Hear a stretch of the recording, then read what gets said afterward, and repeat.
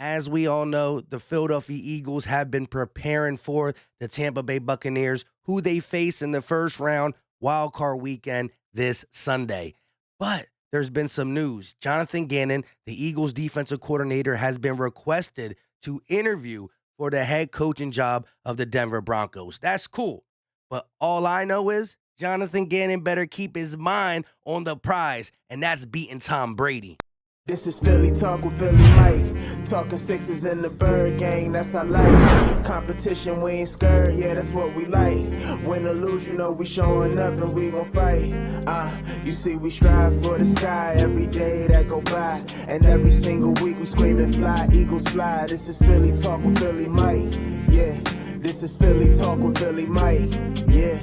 What is going on, everybody? I go by Philly Mike, and this is the Philly Talk Podcast. And today, we got a lot to get into, but before we do that, Eagle Nation, help your boy out and hit that like button. Subscribe if you are new, and ding that notification bell so you know when these videos drop. Keep that roots going, baby! 1, 2, 3, roots!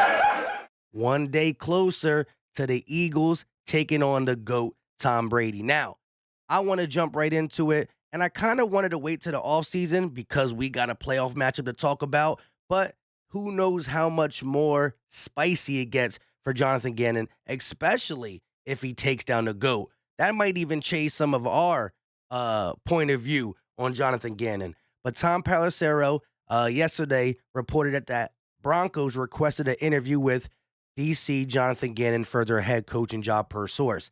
Gannon is 39 years old and has spent the last 15 years as an NFL assistant, coach, and a scout.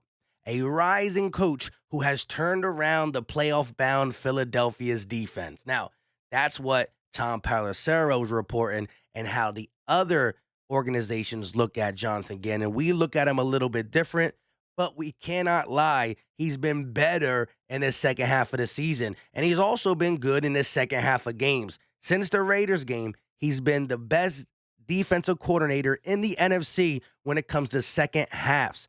Why? Because he gets beat up in the first half, and it takes him that long to adjust. Maybe it's chess, not checkers, but I think if you can adjust then, you can adjust sooner. We've seen him go from the really, really soft zone, but he has tightened things up in the recent. He's been playing more man, doing some more blitzing, not nowhere near as much as we want, but at least he's showing some type of adjustments. He's playing his corners up a little bit more. Like I said, having Darius Slay do what he does best, play man coverage, who, made a Pro Bowl and is the number one single coverage corner in the NFL. Now, we can't lie and say that he's been doing this against good quarterbacks. The second half of the season has been against the Taylor Heineke's, the Teddy Bridgewaters, the Jared Goffs, the Daniel Jones, Jake Fromm's. It's been against that type of quarterback. And we couldn't really judge him in the Cowboys game because we had all the backups.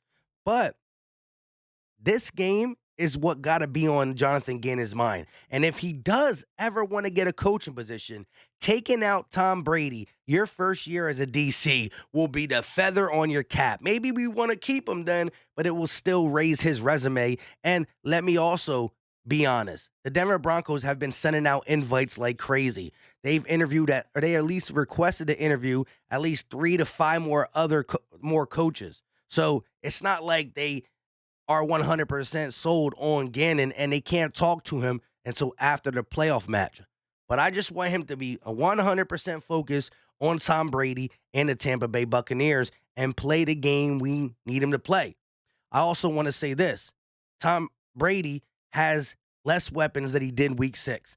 We are a different team. They are a different team in the sense that I'm not saying Tom Brady can't win with what he has. But Leonard Fournette still beat up. No AB, no Chris Godwin. They got less talented as we got more talented than week 6. So we're different. And for everybody saying we don't have a chance, we do. 8.5-point underdogs is 8.5. But the simple fact of the matter is 28-22. Even if they took their foot off the gas pedal, that's not up to us. 28-22 in week 6. We got better. They got worse. Not saying we're better, but it's physically the truth when you look at they have less talent going into this game than they did against us week 6. Now, here's another thing. A lot of Eagle Nation, including myself, think that Jonathan Gannon is the weak league, blah, blah, blah, blah, blah.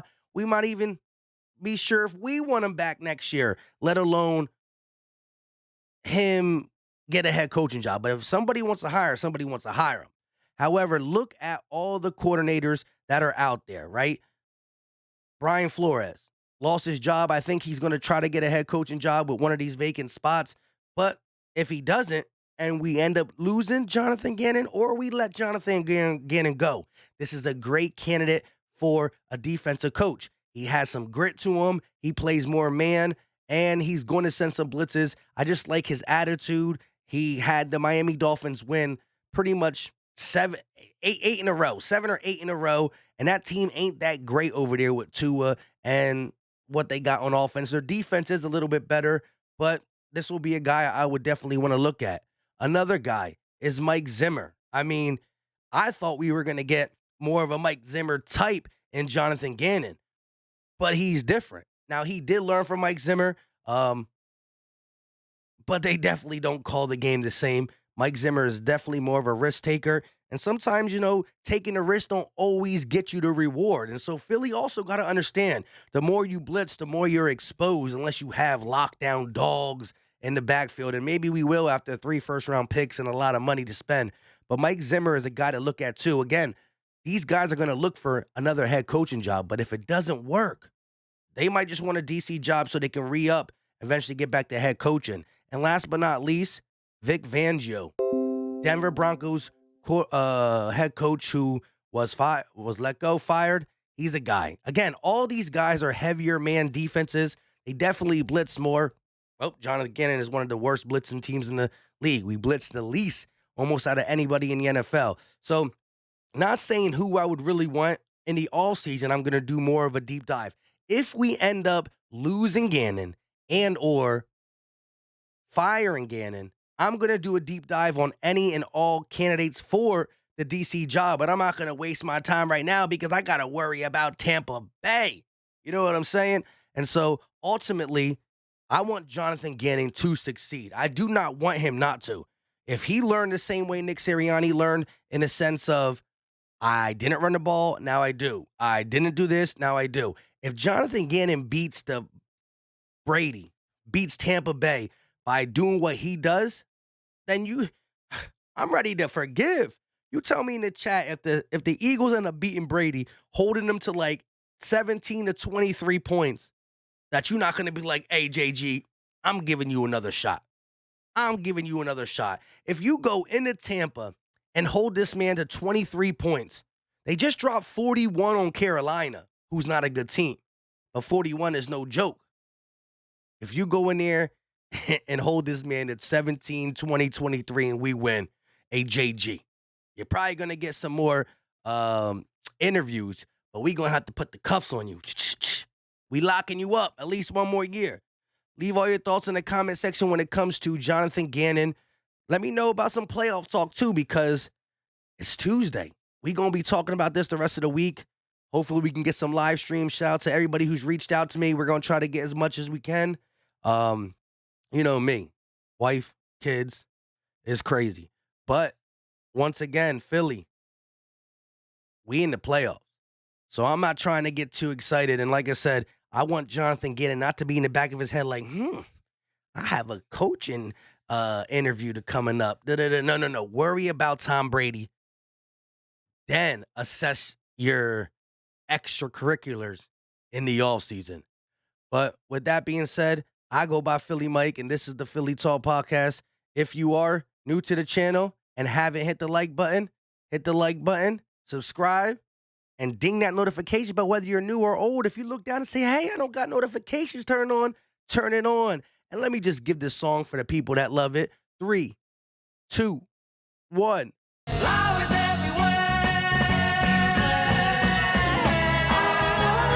we've been rocking with it, so we can't stop because we've been winning. All I do is win. No, all right, we out. Peace.